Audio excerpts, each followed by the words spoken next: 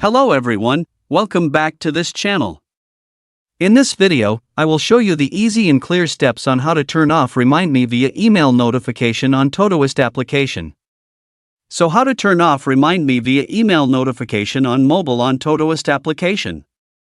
Make sure you keep watching this video until the end. Let's get started right away. Firstly, open the Todoist app on your Android device.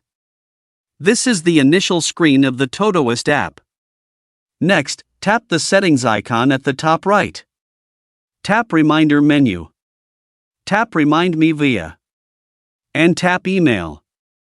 So that's it, tutorial how to turn off Remind Me via email notification on Todoist application. Thank you for watching. I hope this video was helpful. See you in the next video.